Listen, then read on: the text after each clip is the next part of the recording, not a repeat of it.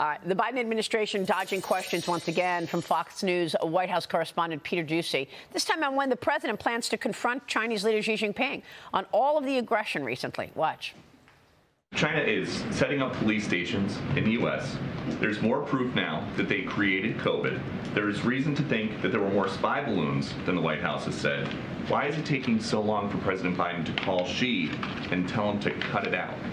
We have said over and over again that the president intends to call President Xi. We believe it's important to maintain open lines of communication with China. We believe that it is an important bilateral relationship. Right. The FBI is also warning yesterday that China is using new tactics to silence critics in the United States and influence U.S. policy. Joining me right now is the Atlas Organization founder. He is the author of the new book, Decisive Decade. Jonathan D.T. Ward is here. And Jonathan, it's good to see you. You named the book The Decisive Decade because you say this is the decade that the United States and the free world needs to be decisive on communist China. Walk us through that. What do you mean? That's right, Maria. Good to be with you. So first of all, I mean, what we have to do is we have to begin to enact a containment strategy of China. We need to have an economic theory of victory. We need to know how to rebuild this country and restructure the world economy so that it depends far less on the People's Republic of China, and then convert that into, once again, having superior military power so that the United States and our allies can actually have overmatch against both Russia and China for the long term. We have to get a lot of this done in the 2020s. I mean, we're losing ground.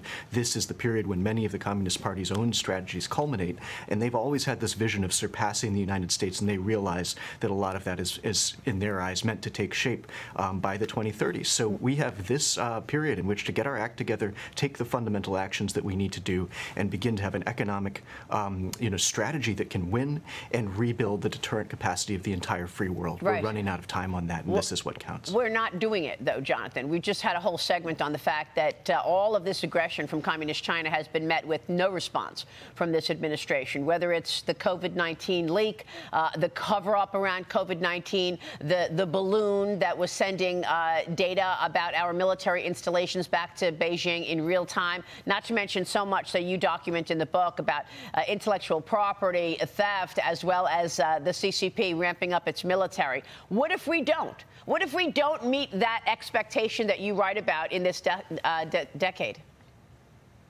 Well, if we don't do this, then we're back to my first book, China's Vision of Victory. I mean, they have a very clear outcome, a very clear strategy in mind. I mean, they see themselves as becoming the dominant power in the world, and they're working on that strategy. So it's something that we have to take absolutely seriously. If we lose, I mean, it's like losing the Cold War. It'd be, a catastrophic outcome for the U.S.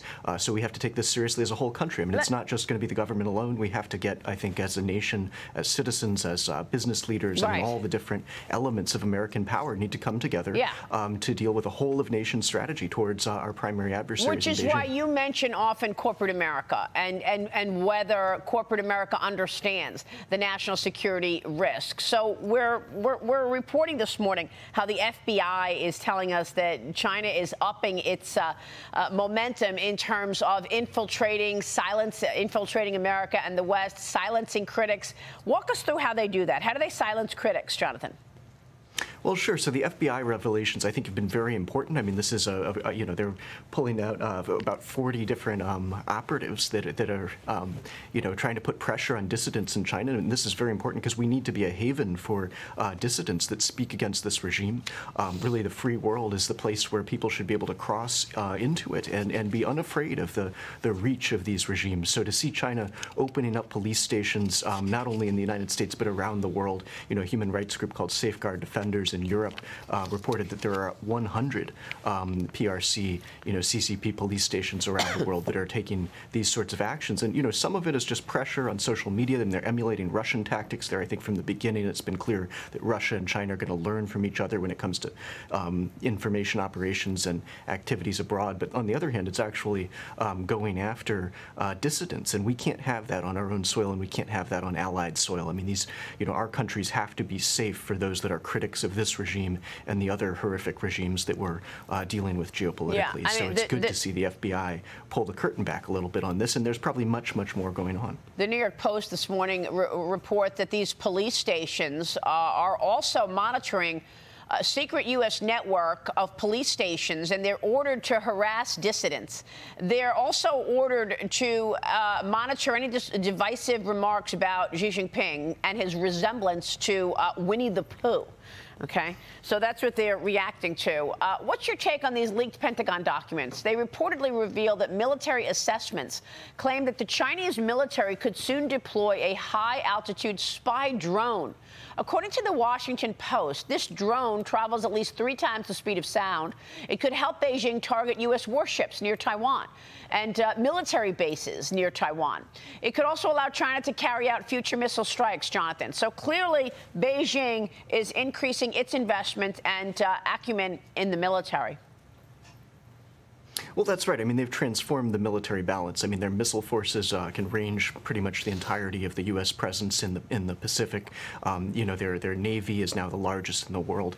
And this drone program, I think it's meant to provide intelligence, surveillance, and reconnaissance to give them a much greater degree of visibility into the entire Pacific theater. So they're preparing for this conflict. I mean, again, their military is designed for combat with the United States in the Pacific. I think we all know that. You know, we retain certain advantages in undersea, for example, but you know they've put together you know a pretty powerful force here and they've made their intentions clear. I mean, they're talking about preparing to fight and win wars.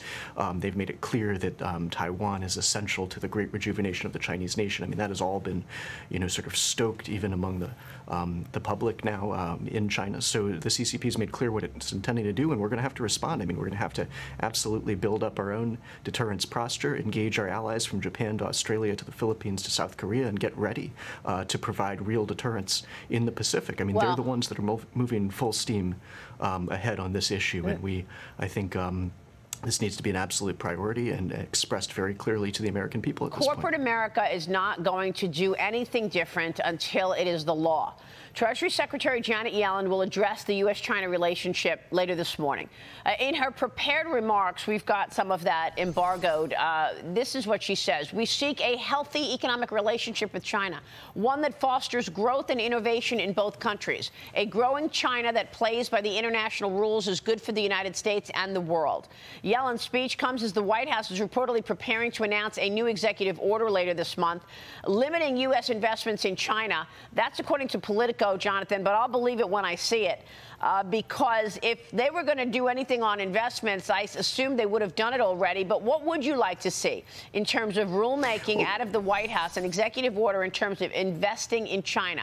This is what I'm saying. Corporate America is going to do anything they can do to sell to 1.4 billion people in China. They're not going to change what they're doing, and that means investing in China, Chinese companies, perhaps tied to the military, unless there is a tone set by the White House. Will we see that tone, and what would you like to see corporate America do?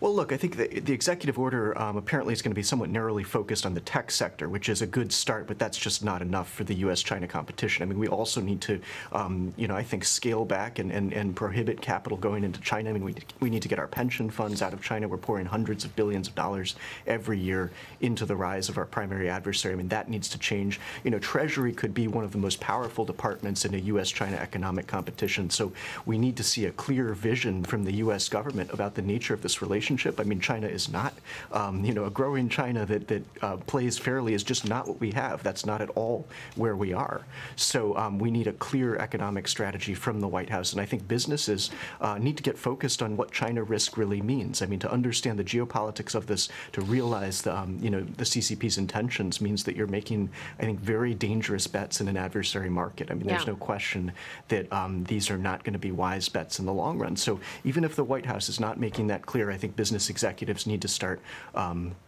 getting the picture on their own. Well, we'll see. And in the meantime, we are going to see, I think, increasing action from U.S. government. Congress is going to have to lead some of this. But economic containment is where we have to go. It's the only response to Beijing's actual economic strategy. Yeah, and we'll see if Yellen really is willing to take Beijing's real strategy to task. Yes, we will see. Right now, Beijing still enjoys that most favored nation status when it comes to trade with the United States. Jonathan, thanks very much. Always a pleasure. Good to see you, sir. Jonathan D.T. Ward joining us this morning on China.